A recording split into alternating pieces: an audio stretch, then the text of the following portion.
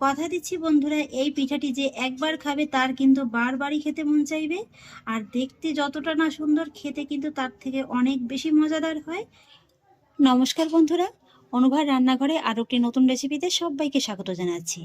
বন্ধুরা, আজকে আমি কোনো রকম চালের গুঁড়োর ঝামেলা ছাড়াই শুধুমাত্র ময়দা দিয়ে তৈরি করে দেখাবো দারুণ মজাদার স্বাদের পিঠা রেসিপি। অনেক সময় কি হয় দেখবেন যে ঘরে কিন্তু অ্যাভেলেবেল চালের গুঁড়োটা থাকে না, কিন্তু এই আটা কিংবা ময়দা কিন্তু সবসময় প্রায় প্রত্যেকের ঘরেতেই থাকে। তাই কিন্তু আপনারা এইভাবে এই পিঠাটা আটা কিংবা ময়দা যে কোনো একটা দিয়ে কিন্তু খুব সহজেই বানিয়ে নিতে পারবেন।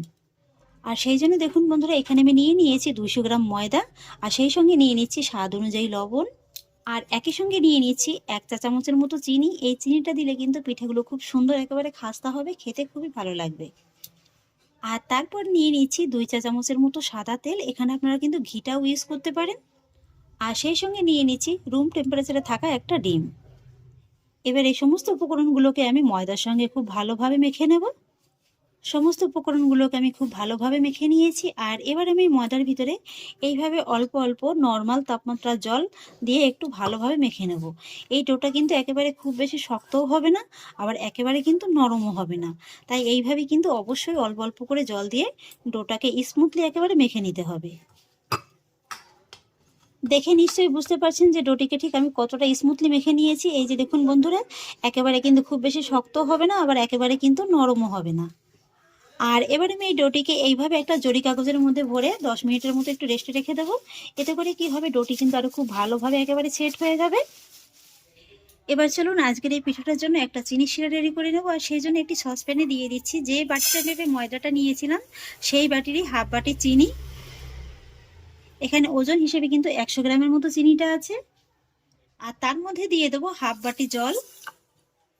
এবার আমি একটা চিনির শিরা রেডি করে নেবো, আর সেই জন্য মিডিয়াম ফ্লেমে প্রথমে চিনিটাকে খুব ভালোভাবে গলিয়ে নেব। আর হ্যাঁ বন্ধুরা, এই শিরাটা কিন্তু একটু ঘন ধরনের হবে। আপনারা চাইলে কিন্তু চিনির বদলে এখানে গুড়ের শিরাটা দিয়েও পিঠাটা তৈরি করতে পারেন। চিনিটা দেখুন বন্ধুরা খুব ভালোভাবে কিন্তু গলে গেছে। আর এবার আমি শিরার ভিতরে সুন্দর একটা ফ্লেভারের জন্য অ্যাড করব 4টির মতো ছোট এলাচ, মুখটাকে ফাটিয়ে নিয়েছি। আর সেই সঙ্গে অ্যাড করব সামান্য একটু কেশরি ফুড কালার। এতে করে কিন্তু চিনি শিরার কালারটা খুবই সুন্দর আসবে, আর সেই সঙ্গে পিঠার কালারটাও খুব সুন্দর আসবে। তবে এটা কিন্তু সম্পূর্ণই অপশনাল, আপনাদের হাতের কাছে না থাকলে না দিলেও কোনো অসুবিধা নেই। আর এবার কিন্তু আরও 2-1 মিনিট এইভাবে একটু জাল করে একটা চিটচিটে শিরা তৈরি করে নিতে হবে। এই যে বন্ধুরা, চিনি শিরাটা কিন্তু আমার একদম রেডি হয়ে গেছে। এই যে দেখুন, আপনাদের একটু কাছ থেকে দেখিয়ে দিচ্ছি। এইভাবে কিন্তু একটু হালকা একটু চিটচিটে ধরনের হবে। এই যে দেখুন, এই শিরাটা কিন্তু ঘন হতে খুব বেশি একটা সময় লাগবে না, যেহেতু যতটা পরিমাণে চিনি আর ঠিক ততটাই জল দেওয়া হয়েছে, তাই কিন্তু এইভাবে চিটচিটে হতে খুব বেশি সময় লাগবে না।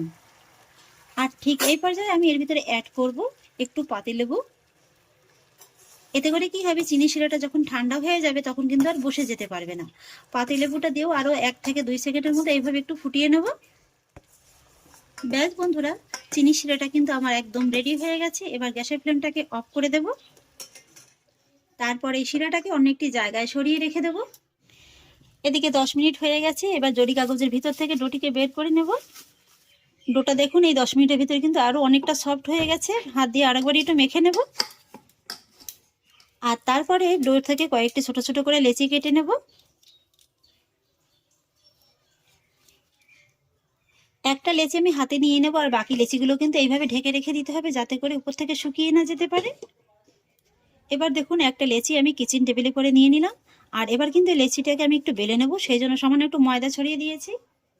আর এই লেচিটাকে চেষ্টা করবেন যতটা সম্ভব একেবারে পাতলা করে বেলে নেওয়ার। রুটিটাকে দেখুন বন্ধুরা, আমি কিন্তু খুব সুন্দর করে বেলে নিয়েছি। আর এইভাবে কিন্তু একটু পাতলা করে বেলে নিতে হবে। দেখে নিশ্চয়ই বুঝতে পারছেন যে আমি ঠিক কতটা পাতলা করে বেলে নিয়েছি। আর এবার দেখুন বন্ধুরা, আমি এই রুটিটার গাঢ় উপর থেকে একটু কাট লাগিয়ে নেব, সেই জন্য নিয়ে নিয়েছি এরকম একটা ছোট থেকে স্টিলের গ্লাস। আপনারা কিন্তু যে কোনো কৌটার ঢাকনা দিয়েও কিন্তু কেটে নিতে পারেন। আবার হাতের কাছে যদি কুকি কাটার থাকে সেটা দিয়েও কিন্তু কেটে নিতে পারেন।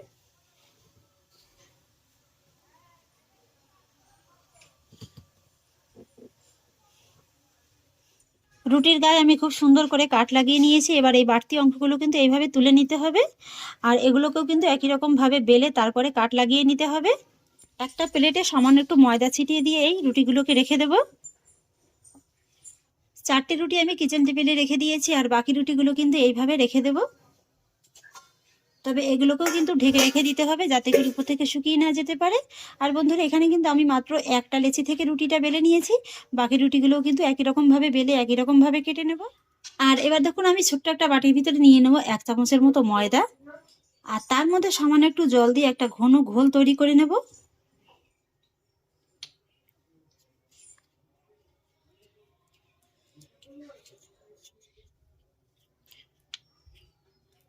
ঘোলটাকে আমি রেডি করে নিয়েছি। আর এবার আমি পিঠার ডিজাইনগুলো তৈরি করে নেব, আর সেই জন্য পিঠার ডিজাইন কাটার একটা টিন নিয়ে নিয়েছি। এইভাবে একটু সাইড থেকে কেটে নিলে কিন্তু পিঠাগুলো দেখবেন দেখতে খুবই সুন্দর লাগবে।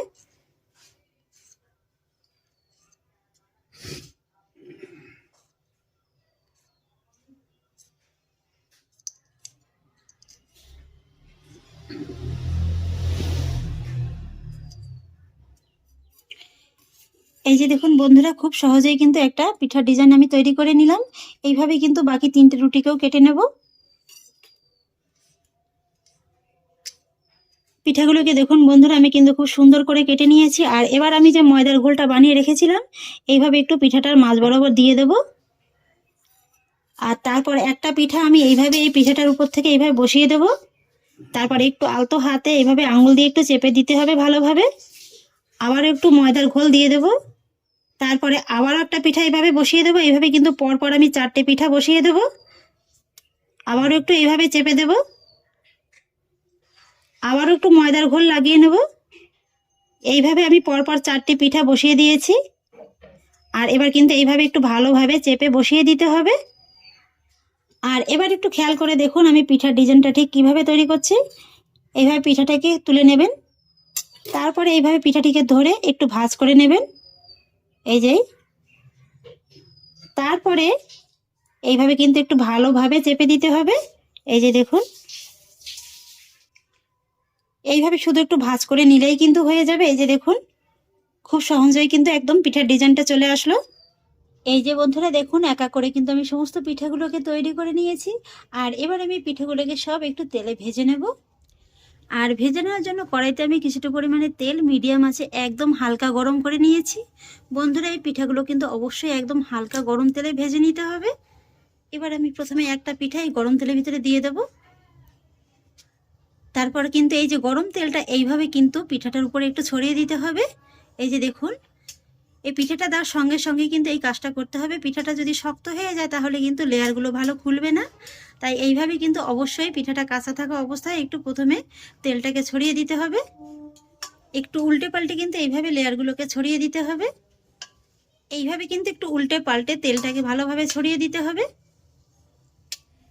তেলটাকে একটু এইভাবে ছড়াতে ছড়াতেই দেখতে পাবেন যে লেয়ারগুলো খুব সুন্দরভাবে একেবারে খুলে গেছে। তাই বলছি বন্ধুরা, গ্যাসের ফ্লেমটা একেবারে কমে রেখে কিন্তু আর তেলটা হালকা গরম করেই কিন্তু এই পিঠাগুলো ভাজতে হবে। বেশি গরম তেলে যদি আপনারা ভাজেন তাহলে কিন্তু এইভাবে লেয়ারগুলো খুলবে না, আর পিঠাগুলো কিন্তু উপর থেকে লাল হয়ে যাবে পুড়ে, ভেতরটা কিন্তু কাঁচা থেকে যাবে। এই যে দেখুন কত সুন্দর একেবারে লেয়ারটা খুলে গেছে, দেখে নিশ্চয়ই বুঝতে পারছেন। এইভাবে যখন একটা পিঠা হালকা একটু ভাজা হয়ে যাবে তখন কিন্তু আর একটা পিঠা দিয়ে দিতে হবে। এটাকেও একই রকম ভাবে এইভাবে একটু ভেজে নিতে হবে। আর ফাঁকে ফাঁকে কিন্তু এই পিঠাটাকে এইভাবে একটু উল্টে পাল্টে নিতে হবে। যদি আপনাদের কখনো মনটা খারাপ থাকে এইভাবে এই পিঠাটা একবার বানিয়ে দেখতে পারেন, মনটাই কিন্তু একদম ভালো হয়ে যাবে। এই যে দেখুন, এই পিঠাটাও কত সুন্দরভাবে একেবারে লেয়ারটা খুলে দিয়েছে। আরও একটা পিঠা আমি দিয়ে দেবো।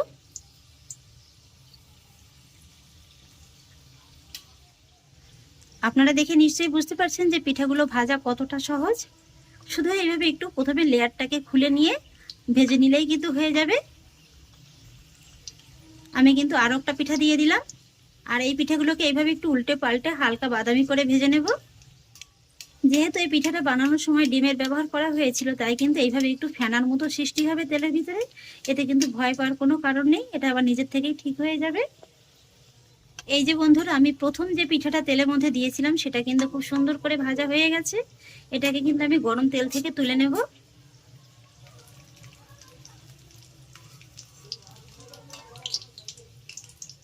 এই যে দেখুন বন্ধুরা, দেখতে কতটা সুন্দর লাগছে, দেখে নিশ্চয়ই বুঝতে পারছেন যে লেয়ারগুলো একেবারে কত সুন্দরভাবে খুলে গেছে।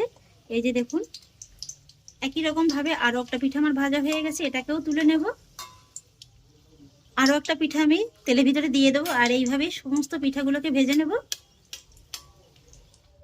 এক এক করে সমস্ত পিঠাগুলোকে আমি ভেজে নিয়েছি, একটা প্লেটে তুলে নিচ্ছি। এবার আমি এই পিঠাগুলোকে একটু চিনি শিরার ভিতরে কোট করে নেব, তবে তার আগে এই যে লেবু দুটোকে একটু তুলে নেব। এই যে দেখুন বন্ধুরা, চিনি শিরাটা কিন্তু একদম ঠান্ডা হয়ে গেছে, তবুও কিন্তু দেখুন একদম জমে যায়নি। এবার আমি পিঠাগুলোকে চিনি শিরার ভিতরে একটু কোট করে নেব। এইভাবে কিন্তু আপনারা পিঠাগুলোকে ভেজে যে কোনো এয়ারটাইট কন্টেনারে ভরে 1 থেকে 1.5 মাসের মতো সংরক্ষণ করে খেতে পারেন। শুধুমাত্র যখনই পিঠাগুলো খাবেন এইভাবে একটু শিরাটা তৈরি করে নিলেই হয়ে যাবে। আর এই পিঠাগুলো কিন্তু চিনি শিরার ভিতরে খুব বেশি সময় নিয়ে রাখার প্রয়োজন নেই, 4 থেকে 5 সেকেন্ডের মতো রাখলেই কিন্তু হয়ে যাবে। আমার একটা পিঠা কিন্তু চিনি শিরায় কোট করা হয়ে গেছে। একই রকম ভাবে বাকি সব পিঠাগুলোকেও চিনি শিরার ভিতরে চুবিয়ে নেব।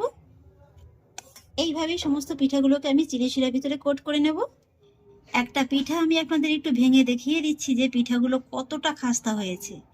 এই যে দেখুন বন্ধুরা, দেখতে একেবারে কতটা লোভনীয় লাগছে। এই যে দেখুন এগুলো কতটা খাস্তা হয়েছে, নিশ্চয়ই বুঝতে পারছেন আওয়াজটা শুনে। এই যে দেখুন, যেমন হবে খাস্তা তেমনি হবে একেবারে রসালো। তাহলে আশা করছি বন্ধুরা আমার আজকের এই পিঠার রেসিপি আপনাদেরও খুব ভালো লেগেছে। আর হ্যাঁ জানেন তো বন্ধুরা, আমি আজকের এই পিঠাটির নাম দিয়েছি কামরাঙা পিঠা। আর আমার আজকের এই পিঠাটি যদি আপনাদের একটু হলেও ভালো লেগে থাকে তাহলে আমাকে অবশ্যই একটা লাইক এবং কমেন্ট করবেন, সেই সঙ্গে বন্ধুদের সঙ্গে শেয়ার করবেন। আর প্লিজ বন্ধুরা, যদি আমার পরিবারের নতুন সদস্য হয়ে থাকেন তাহলে একটা সাবস্ক্রাইব করে পাশে থাকা বেল আইকনটি প্রেস করে দেবেন। ফিরে আসছি এরকমই পরের অন্য কোনো নতুন রেসিপি নিয়ে। সবাই ভালো থাকুন, সুস্থ থাকুন, ধন্যবাদ।